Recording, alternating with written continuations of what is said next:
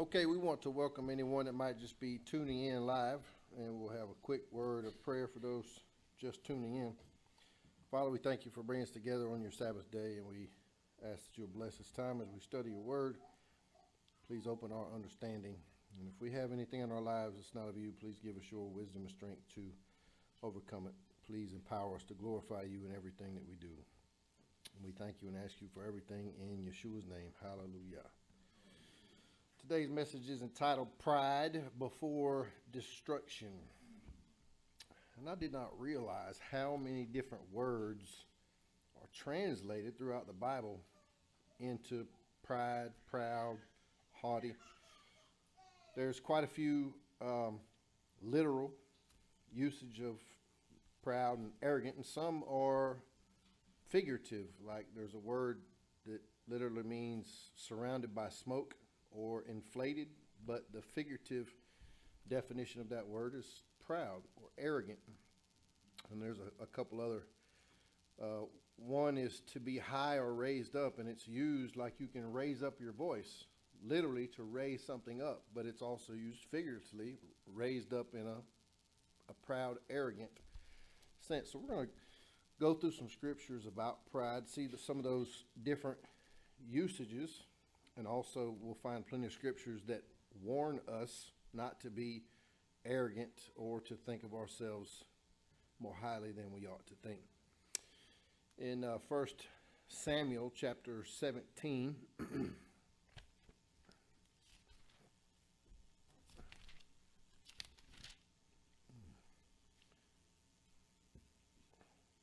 and starting in verse 26.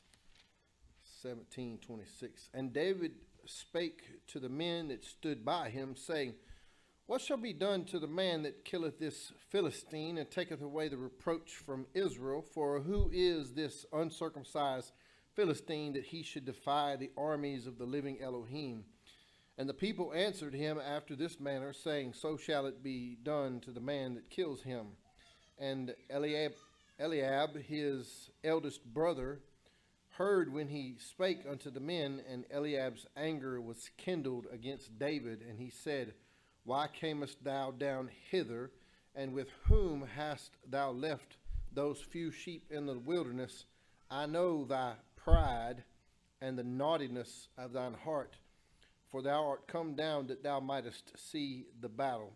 And that word pride is 2087, and it literally means arrogant or arrogance. In 2 Samuel 22 and verse 26,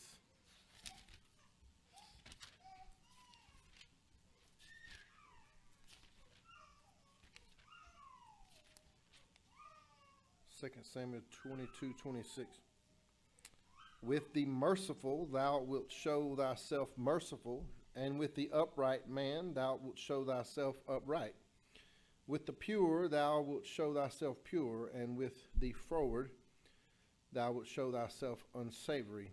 And the afflicted people thou wilt save, but thine eyes are upon the haughty, and that word is 73:11, it's to lift up or to be high, that thou mayest bring them down. So here we find that Yahweh will bring the haughty down. In 2 Chronicles 32 and verse 24, 32:24. In those days Hezekiah was sick to death, and prayed unto Yahweh, and he spake unto him, and he gave him a sign. But Hezekiah rendered not again according to the benefit done unto him, for his heart was lifted up. That's another variation, 1361. Therefore there was wrath upon him. Why was wrath upon him? Because I guess he wasn't grateful for what Yahweh had done, and his heart was lifted up. Not in verse 26. Notwithstanding, Hezekiah humbled himself for the pride of his heart, both he and the inhabitants of Jerusalem, so that the wrath of Yahweh came not upon them in the days of Hezekiah. Notice that because of his arrogance, he had Yahweh's wrath upon him, but through humility that wrath was held back. Psalms chapter 10, verse 1.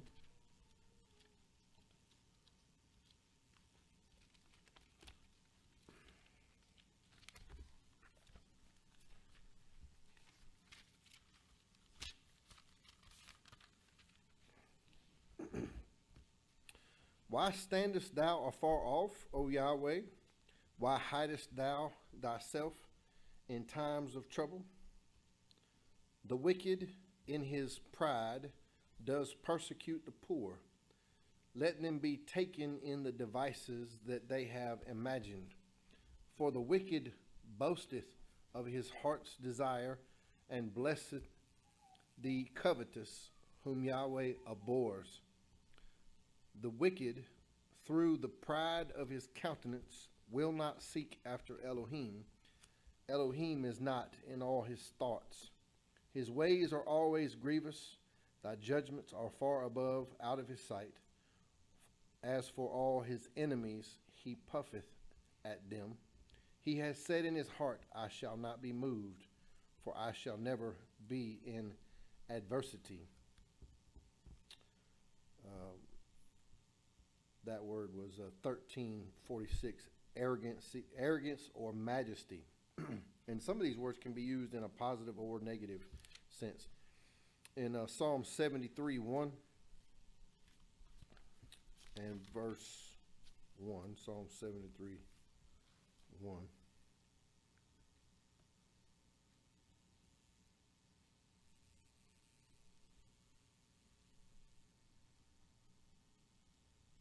Truly Elohim is good to Israel, even to such as are of a clean heart.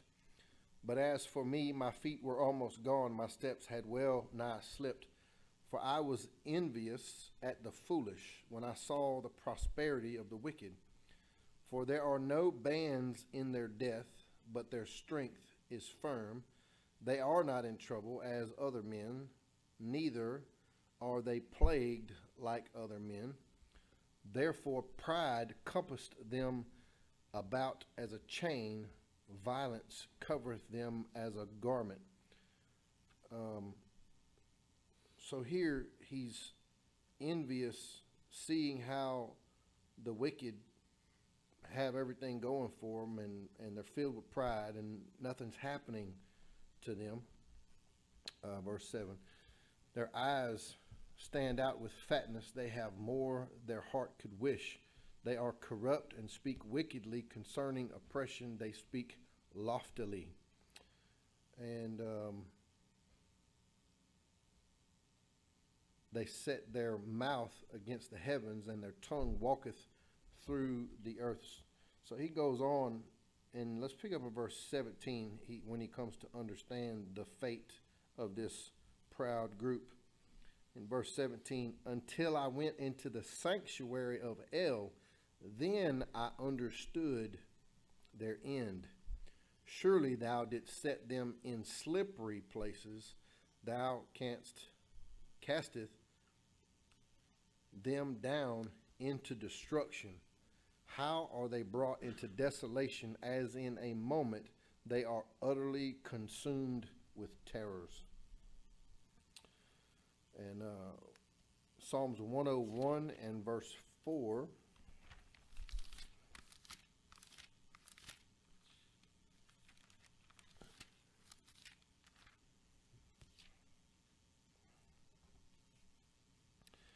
A froward heart shall depart from me. I will not know a wicked person. Whoso privily slandereth his neighbor, him will I cut off. Him that hath a high look and a proud heart will not I suffer. That means I won't put up with it. I won't put up with a high look and a proud heart. Psalms 119 and 18.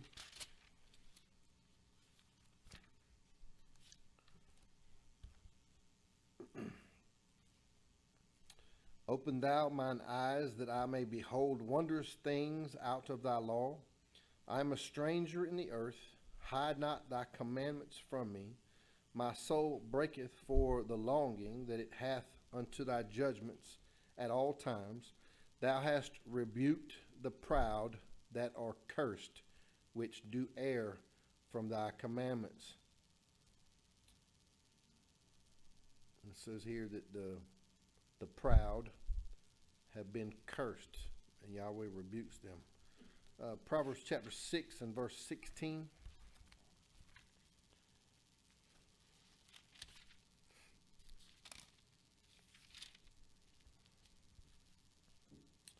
These 6 things doth Yahweh hate, yea, 7 are an abomination unto him. A proud look, and that word proud is the 7311. It's just a lofty, a high look, somebody that looks like they're above everybody else. A lying tongue, hands that shed innocent blood, a heart that deviseth wicked imaginations, feet that be swift in running to mischief, a false witness that speaks lies, and he that sows discord among brethren. And also something else to note, many of the places where pride is mentioned, it's surrounded by all kinds of other sin. And this is a good example of that. A proud look is listed with 6 other abominations that Yahweh hates. Proverbs 8 and verse 13. The fear of Yahweh is to hate evil, pride, and arrogancy, and the evil way, and the forward mouth do I hate. And pride and arrogancy here are closely related. The Strong's numbers 1344 and 1347. Both of them come from 1342. And the one that's arrogancy is actually a combination of 2 words. Proverbs chapter 16 and verse 5.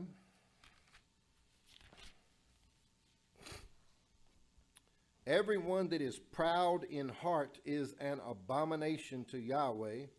Though hand join in hand, he shall not be unpunished. By mercy and truth, iniquity is purged, and by the fear of Yahweh men depart from evil. When a man's ways please Yahweh, he maketh even his enemies to be at peace with him. Verse 17 of the same chapter. The highway of the upright is to depart from evil. He that keepeth his way preserveth his soul. Pride goeth before destruction, and a haughty spirit before a fall.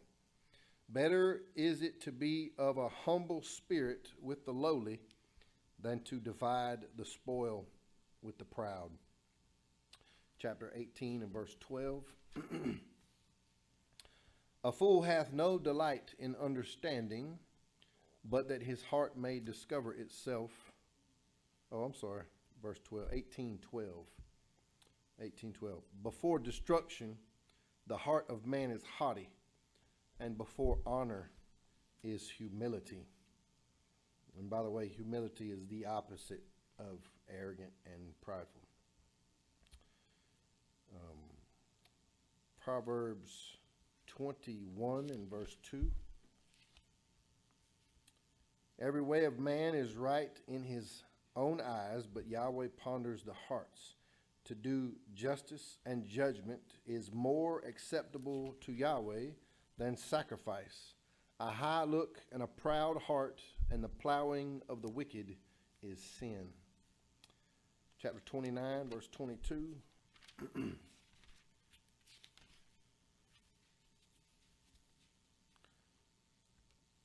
An angry man stirs up strife, and a furious man abounds in transgression.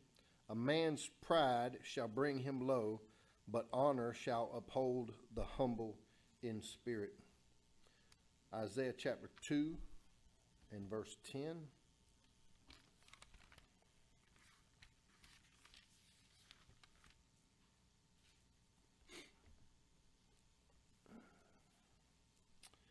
Enter into the rock and hide thee in the dust, for fear of Yahweh and for the glory of his majesty. The lofty looks of man shall be humbled, and the haughtiness of men shall be bowed down, and Yahweh alone shall be exalted in that day. For the day of Yahweh of hosts shall be upon everyone that is proud and lofty, and upon everyone that is lifted up, and he shall be brought low. And verse 17, same chapter. And the loftiness of man shall be bowed down, and the haughtiness of men shall be made low, and Yahweh alone shall be exalted in that day. Isaiah 13:9. Behold, the day of Yahweh cometh, cruel, both with wrath and fierce anger, to lay the land desolate, and he shall destroy the sinners thereof out of it. For the stars of heaven and the constellations thereof shall not give their light. The sun shall be darkened in his going forth, and the moon shall not cause her light to shine.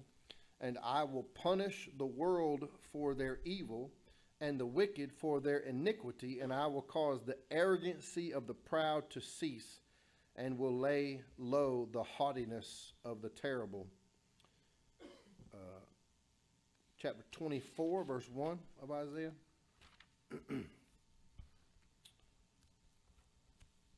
Behold, Yahweh makes the earth empty, and maketh it waste, and turneth it upside down, and scatters abroad the inhabitants thereof. And it shall be as with the people, so with the priest, as with the servant, so with his master, as with the maid, so with her mistress, as with the buyer, so with the seller, as with the lender, so with the borrower, as with the taker of usury, so with the giver of usury to him.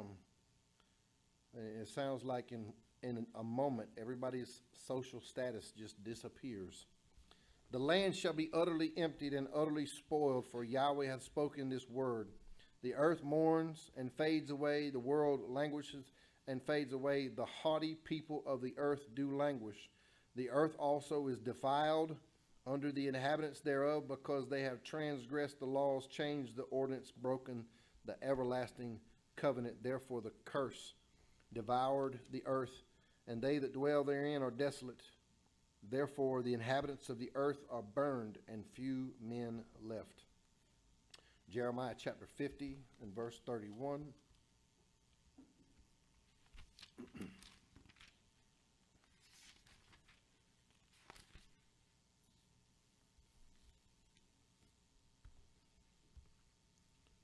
Behold, I am against thee, O thou most proud, saith my sovereign Yahweh of hosts. For thy day is come, the time that I will visit thee, and the most proud shall stumble and fall, and none shall raise him up, and I will kindle a fire in his cities, and it shall devour all round about him. Malachi chapter 4, verse 1.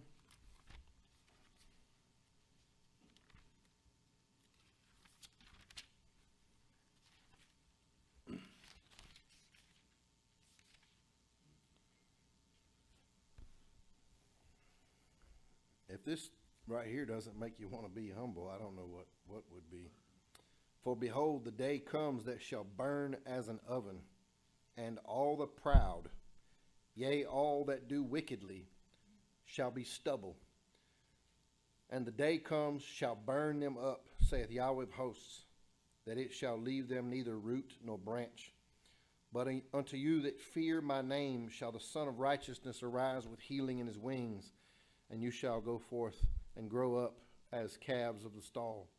And you shall tread down the wicked, for they shall be ashes under the soles of your feet in the day that I do this, saith Yahweh of hosts. And this is a little side note. It's not really related to pride, but it's very interesting. He's talking about the day coming that's going to burn as an oven. All the wicked are going to be ashes. And just a little reminder here. Remember ye the law of Moses, my servant, which I commanded him in Horeb for all Israel, with the statutes and judgments. Behold, I will send you Elijah the prophet before the coming and great and dreadful day of Yahweh, and he shall turn the heart of the fathers to the children, and the heart of the children to the fathers, lest I come and smite the earth with a curse. Mark chapter 7 and verse 20.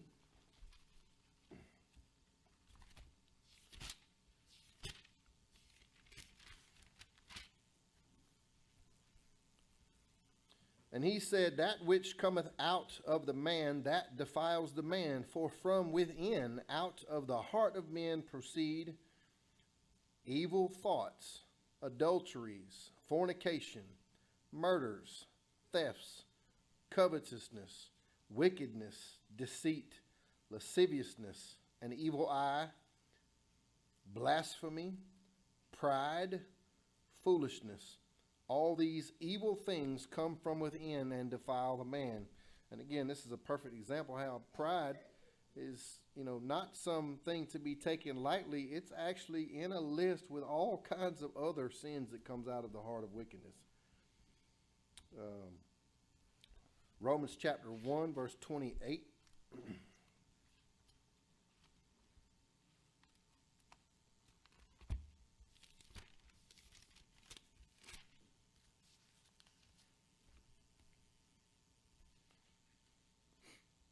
And even as they did not like to retain Elohim in their knowledge, Elohim gave them over to a reprobate mind to do those things which are not convenient, being filled with all unrighteousness, fornication, wickedness, covetousness, maliciousness, full of envy, murder, debate, deceit, malignity, whisperers, backbiters, haters of Elohim, despiteful, proud, boasters, inventors of evil things, disobedient to parents, without understanding, covenant breakers, without natural affection, implacable, unmerciful, who knowing the judgment of Elohim, that they which commit such things are worthy of death.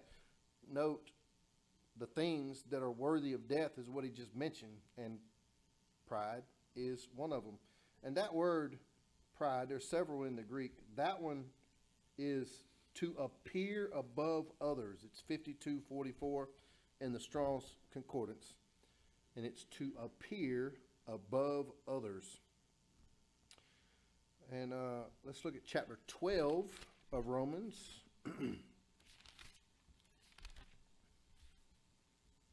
And verse 3. Romans 12:3. For I say through the grace given unto me, to every man that is among you, not to think of himself more highly than he ought to think, but to think soberly, according as Elohim hath dealt to every man the measure of faith. And 1 Corinthians chapter 8. And, compared to what's going on out there in the mainstream churchianity, there's a lot of revelations that has been presented to this walk. A lot of things that, most people don't study out and they don't know. And when newbies get hold of this information, this verse right here sometimes takes hold of them. Chapter 8, verse 1, now as touching things offered unto idols, we know that we all have knowledge. Knowledge puffeth up, but charity edifies. And that word puffeth up there means to make someone arrogant. And it's very, very prevalent in this walk. People learn that Yahweh has a name and that Yeshua has a name that everybody else isn't using. And we learn that the Sabbath and the feast days and his dietary instructions are still valid and good for his people.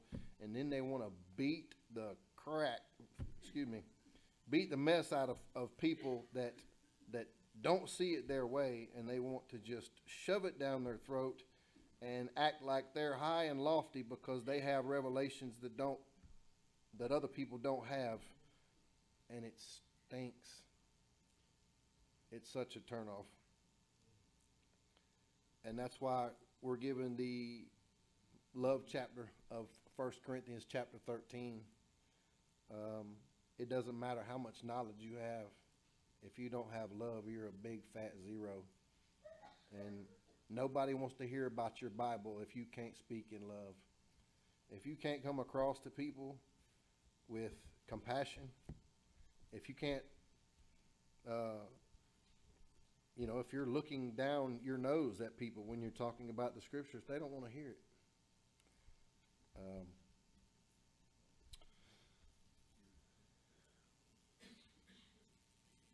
Galatians chapter 6.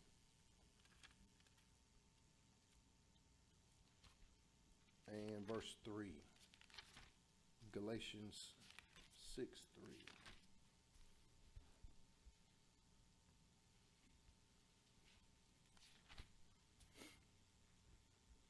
For if a man think himself to be something when he is nothing, he deceives himself. But let every man prove his own work, and then shall he have rejoicing in himself alone, and not in another. 1 Timothy chapter 6, verse 3.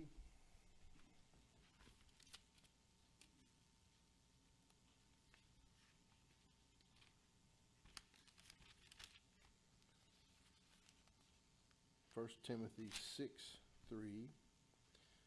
If any man teach otherwise, and consent not to wholesome words, even the words of our Master Yeshua Messiah, and to the doctrine which is according to righteousness, he is proud, knowing nothing, but dotting about questions and strifes of words, whereof cometh envy, strife, railings, evil surmising, perverse disputings of men of corrupt minds, and destitute of the truth, supposing that gain is holiness. From such withdraw thyself. And there's a whole lot of strife and envyings and railings and disputings amongst religious people.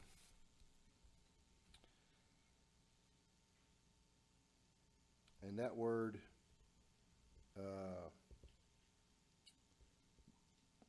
in verse 4, the proud, 5187, that word literally means inflated. And it's used figuratively as arrogant or prideful. 2 Timothy chapter 3 and verse 2, actually starting in verse 1, 2 Timothy 3:1.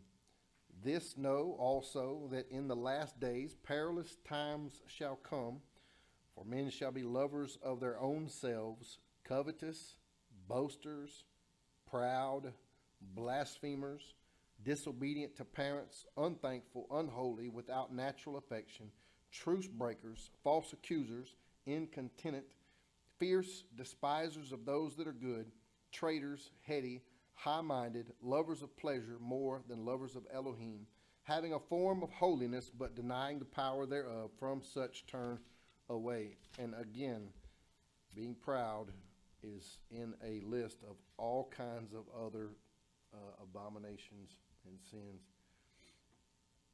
James chapter 4, verse 6. We're going to be closing out here in just a few minutes. James chapter 4, verse 6.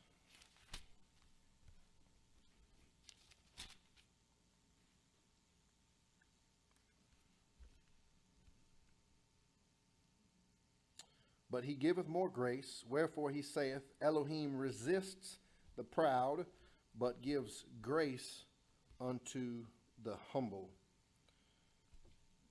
And 1 Peter 5:5, and that word 52:44 is also appearing above others. 1 Peter 5:5.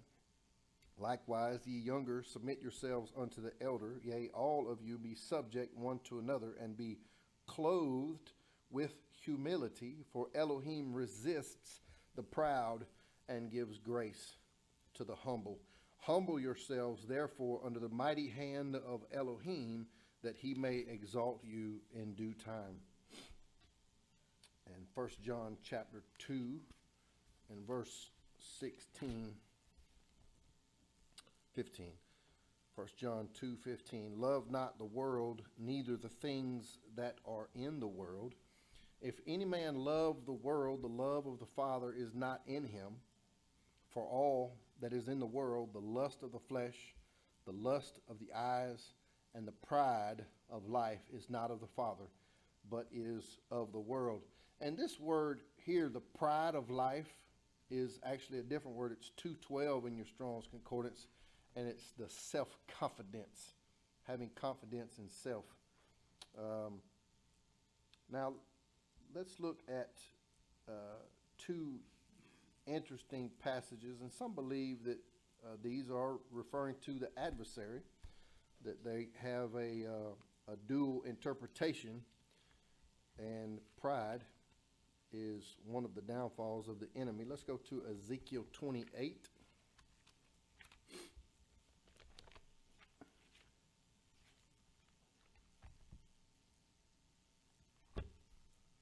And verse 13.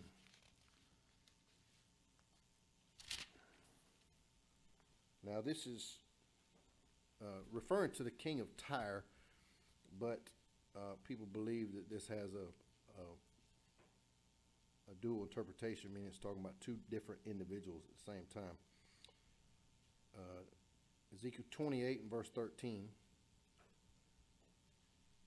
Thou hast, actually back it up to 12. Son of man, take up the lamentation upon the king of Tyrus, and say unto him, Thus saith my sovereign Yahweh, Thou sealest up the sum full of wisdom and perfect in beauty. Thou hast been in Eden, the garden of Elohim. Well, I don't believe that the king of Tyre was in the garden of Eden. Every precious stone was thy covering, the sardius, topaz, the diamond, the beryl, the onyx, the jasper, the sapphire, the emerald, and the carbuncle, and gold. The workmanship of thy tabrets and of thy pipes was prepared in thee in the day thou wast created. So this is where people get that Hasatan, Satan, the enemy, was a musical angel, because of tabrets and pipes were musical instruments. And in verse 14 it says he was an anointed cherub, which is an angel. Thou art the anointed cherub that covereth, and I have set thee so. Thou wast upon the holy mountain of Elohim. Thou hast walked up and down in the midst of the stones of fire. Stones of fire is another word for angels. Thou wast perfect in thy ways from the day that thou wast created till iniquity was found in thee. So what was that iniquity? Let's look at Isaiah chapter 14. This is another similar passage where it has a dual interpretation.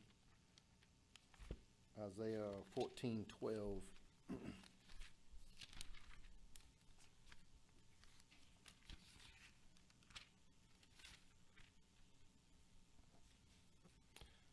How art thou fallen from heaven, O Lucifer, son of the morning?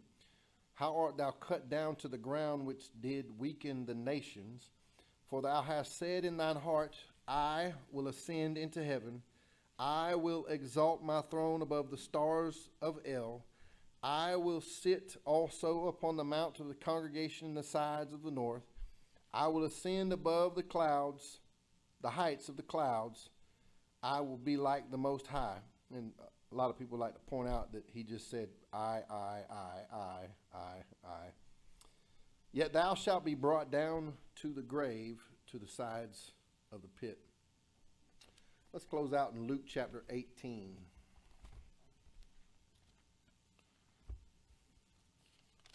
So, if that interpretation is correct, Lucifer, Satan, fell because of his beauty, wanting to be equal and above Yahweh. And then in Revelations, it talks about the dragon that took a third of the stars with him. And they believe that because of that verse, Satan took a third of the angels with him. And all of this was rooted in pride. So I can see why Yahweh would hate pride. Luke chapter 18 and verse 9. And he spake this parable unto certain which trusted in themselves that they were righteous, and despised others. That sounds like arrogance. Two men went up into the temple to pray, the one a Pharisee and the other a publican. The Pharisee stood and prayed thus with himself, Elohim, I thank thee that I am not as other men are, extortioners, unjust, adulterers, or even as this publican. I fast twice in the week. I give tithes of all that I possess. So, again, this is a parable that rebukes. He's rebuking in verse 9 those that trusted in their righteousness and trusted in themselves that they were righteous, and they despised others. And